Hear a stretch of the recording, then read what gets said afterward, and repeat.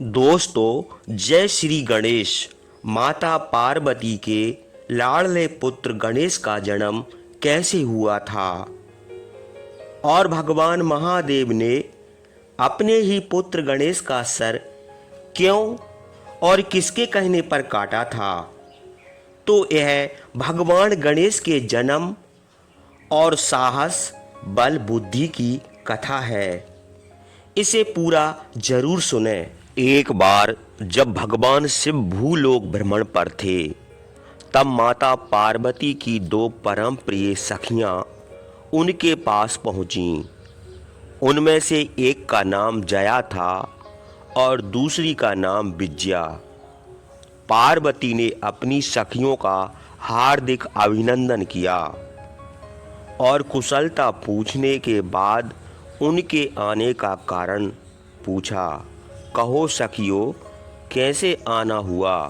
पार्वती बोली, लेकिन मुझे भी तो पता चले कि आखिर तुम्हारी समस्या क्या है। विद्या बोली, समस्या यह है कि हम स्वयं को असुरक्षित महसूस कर रही हैं। विद्या की बात सुनकर पार्वती आश्चर्य से बोली, असुरक्षित?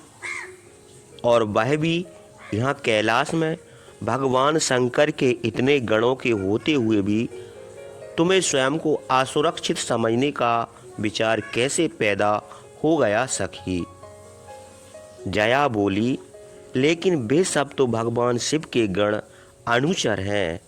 हम चाहते हैं कि हमारा भी कोई ऐसा गण हो जो सिर्फ हमारे ही आदेश का पालन करे। पार्वती बोली, कहती तो तुम ठीक हो, मैंने भी कई बार इस विषय में सोचा है। अब की बार जब भगवान कैलाश लौटेंगे तो उनसे इस बारे में विचार विमर्श करूंगी। लेकिन एक बार एक ऐसी घटना उपस्थित हो गई जिसके कारण पार्वती जया विद्या की समस्या पर गंभीरता पूर्वक सोचने को विवश हो गई। हुआ यूं कि एक दिन माता पार्वती स्नान करने स्नानघर जाने लगीं, तो उन्होंने पहरे पर नियुक्त नंदी से कहा, देखो नंदी, मैं स्नान करने जा रही हूँ, किसी को भी अंदर मत आने देना। नंदी बोला, आप निश्चिंत होकर स्नान करें माता, मैं किसी को भी अंदर नहीं आने दूंगा। कुछ समय उपरांत भगवान शंकर वहां पधारे। उन्हें देखकर नंदी सोचने लगा, भगवान शंकर मेरे स्वामी हैं, माता पार्वती के पति हैं। अगर इन्हें अंदर जाने से रोकता हूँ तो स्वामी मुझ पर क्रोधित हो जाएंगे। अंदर माता पार्वती स्नान कर रही हैं। अगर स्वामी वहां पहुंच गए तो माता क्रोधित होगी। समझ में नहीं आता कि क्या करूं। नंदी यह सोच ही रहा था कि त्रिशूलधारी भगवान शंकर अंदर चले गए। अंदर माता पार्वती स्नान कर रही थीं। उन्होंने असमय में अपने पति को देखा तो नारी सुलभ लज्जा से सिकुड़ गईं। उन्होंने स्वयं को बहुत लज्जित सा महसूस किया और उसी समय दृढ़ निश्चय कर लिया कि वे अपने लिए कोई गण निर्मित करेंगी। वह सोचने लगीं, जया विद्या ठीक ही कह रही थी, मुझे ऐसे अनुचर की आवश्यकता है जो सिर्फ मेरा ही आदेश माने, मेरे अलावा किसी और के आदेश की रत्ती भर भी परवाह ना करे। अगले ही दिन माता पार्वती ने अपने शरीर के मैल से एक सुंदर बालक का निर्माण किया और अपनी शक्ति से उसमें प्राण डाल दिए। उन्होंने बालक के हाथ में एक छड़ी पकड़ाकर आदेश दिया, आज से तुम मेरे पुत्र हो। आज के बाद तुम्हें सिर्फ मेरे ही आदेश का पालन करना है, समझे मेरे पुत्र। बालक गणेश ने सिर झुकाकर कहा, ऐसा ही होगा माँ, आज के बाद मैं सिर्फ आपके आदेश के प्रति ही उत्तरदायी होऊंगा। पार्वती बोली, तुम द्वार पर खड़े हो जाओ, मैं स्नान करने जा रही हूँ। जब तक मैं स्नान ना कर लूँ किसी को भी अंदर मत आने देना। आदेश पाकर बालक गणेश द्वार पर जा खड़ा हुआ। उसने अपने हाथों में माता पार्वती द्वारा दी गई छड़ी पकड़ी हुई थी। तभी शिव वहां आ पहुंचे और अंदर जाने लगे। यह देख बालक गणेश शिव के सामने छड़ी तानकर बोले, ठहरिए, आप अंदर नहीं जा सकते। बालक की बात सुनकर भगवान शिव को बड़ा आश्चर्य हुआ। आश्चर्य की बात थी क्योंकि एक छोटा सा बालक उनके दरवाजे पर खड़ा होकर उन्हीं को अंदर जाने से रोक रहा था। उन्होंने गुस्से में कहा, तुम कौन हो बालक, जो मेरे ही घर के बाहर खड़े होकर मुझको ही अंदर नहीं जाने दे रहे हो? बालक गणेश बोला, मैं माँ पार्वती का पुत्र हूँ और उन्हीं के आदेश पर यहाँ खड़ा हूँ। यह सुनकर भगवान शिव मुस्कुराकर बोले, ओहो, तो तुम पार्वती के पुत्र हो। सुनो बालक, यह घर मेरा है। मैं इस घर का स्वामी हूँ और तुम्हारी माँ पार्वती का पति हूँ। शिव की बात सुनकर बालक गणेश बोला, आपका नाम क्या है?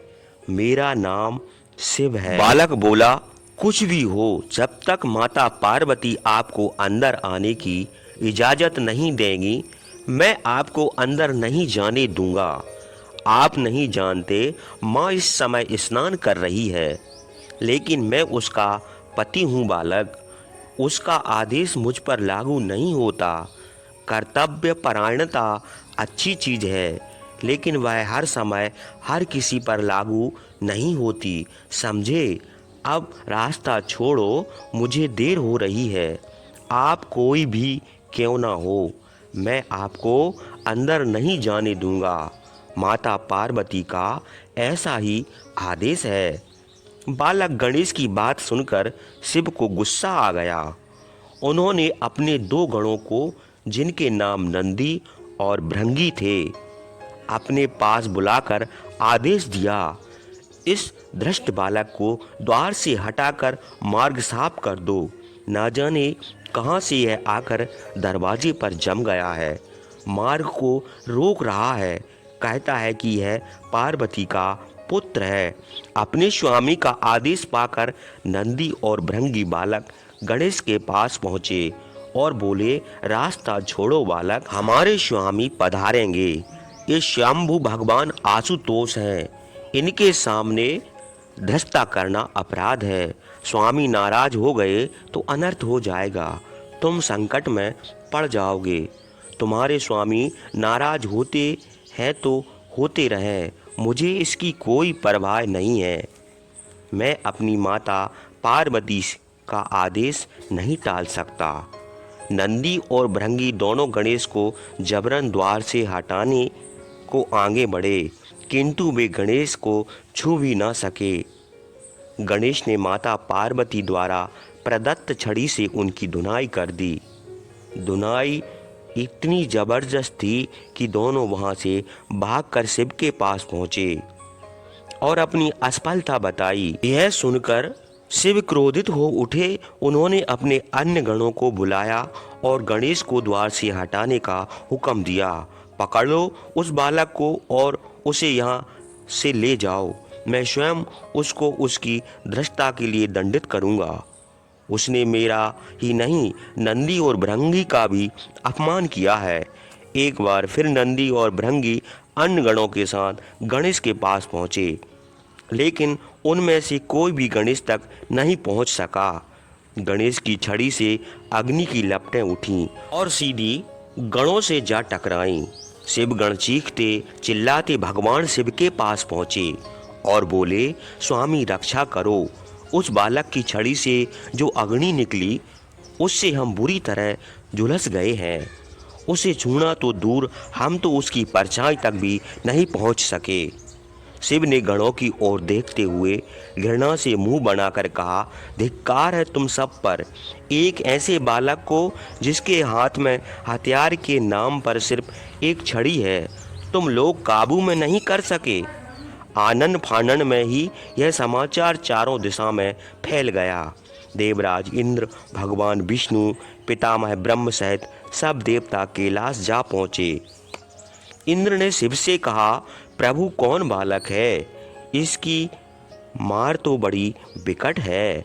आपके सारे गण कोशिश करने के बावजूद भी इसे छू तक नहीं पा रहे। शिव बोले, सुरराज, तुम स्वयं देवों की सेना सहित जाओ और उस बालक को पकड़ लाओ। उसे मारना नहीं, मैं स्वयं अपने हाथों से उसे दंडित करना चाहता हूँ। इंद्र देवताओं की एक विशाल सेना लेकर गणेश पर टूट पड़ा। विकट संग्राम छिड़ गया। उसके अग्नि अस्त्र गणेश पर अग्नि वर्षा करने लगे, किंतु बालक गणेश तक वे अस्त्र पहुंच ही नहीं पा रहे थे।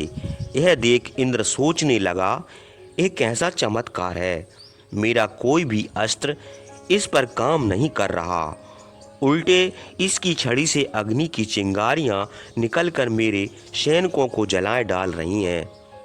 इधर माता पार्वती अपनी सखियों के साथ स्नानगार से निकल आईं।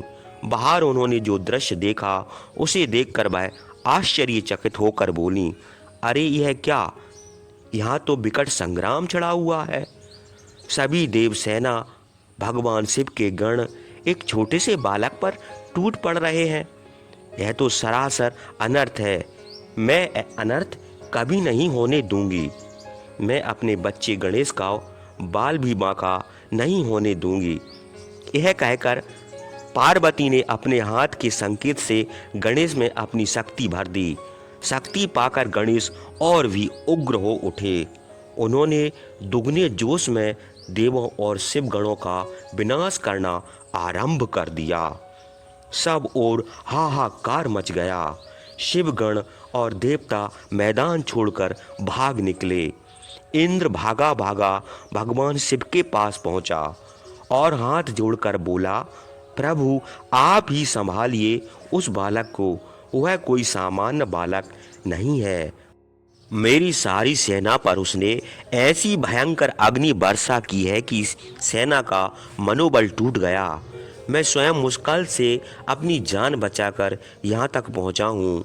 भगवान शिव ने विवशतापूर्ण नेत्रों से विष्णु की ओर देखा।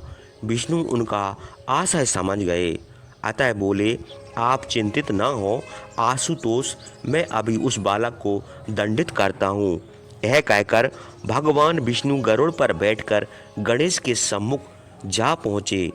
अंततः उन्होंने गणेश को समझाने की कोशिश की, किंतु गणेश तो उस समय रौद्र रूप धारण किए हुए थे। उन्होंने विष्णु की एक ना सुनी और उन पर आक्रमण कर दिया। चारों ओर अग्नि वर्षा होने लगी। भयंकर अग्नि वर्षा से गरुड़राज घबरा गए।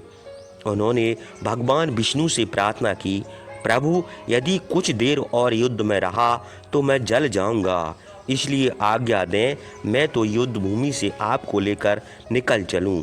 गरुड़ की बात सुनकर विष्णु बोले, तुम ठीक कहते हो गरुड़, इस वक्त रणभूमि में रुकना बुद्धिमानी नहीं है। निकल चलो, भगवान शंकर स्वयं उससे निपट लेंगे। विष्णु पराजित होकर शिव के पास पहुँचे। उन्होंने शिव से कहा, उस बालक को सीधे युद्ध में हराना असंभव है। वह तो साक्षात काल बना हुआ है, उसे छल से ही मारा जा सकता है। शिव बोले, तो फिर आप मुझे क्या करने की सलाह देते हैं?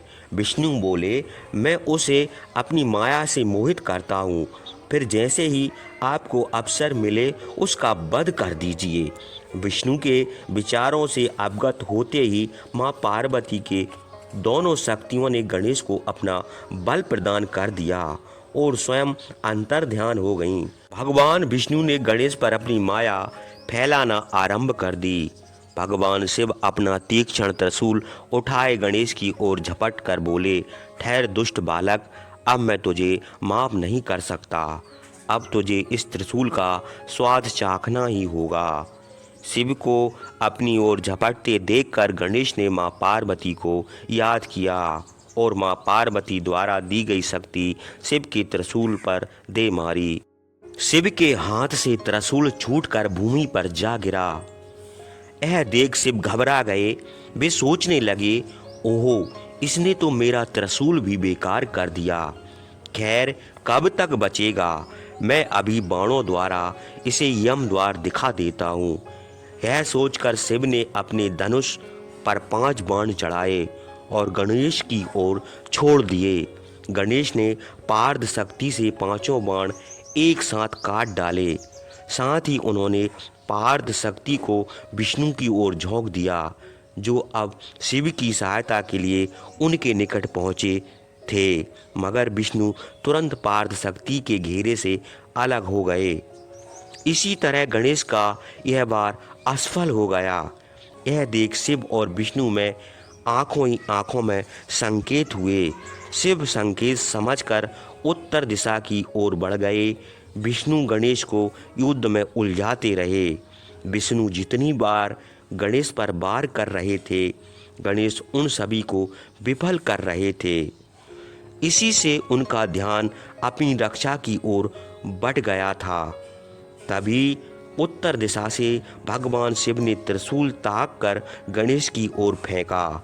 विष्णु से अपनी सुरक्षा में अटके गणेश ने कल्पना भी नहीं की थी कि शिव पीठ पीछे से उन पर हमला करेंगे।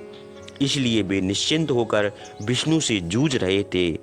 इस बार भगवान शिव के त्रिशूल का वार बिल्कुल सफल हुआ। त्रिशूल गणेश के मस्तक को काटता हुआ दूर जा गिरा। उनका धड़ वहीं खड़ा का खड़ा रह गया। धड़ और मस्तक कुछ देर तक कांपते रहे, फिर दोनों शांत हो गए। देवों और गणों ने शिव के जयकारे बोलना आरंभ कर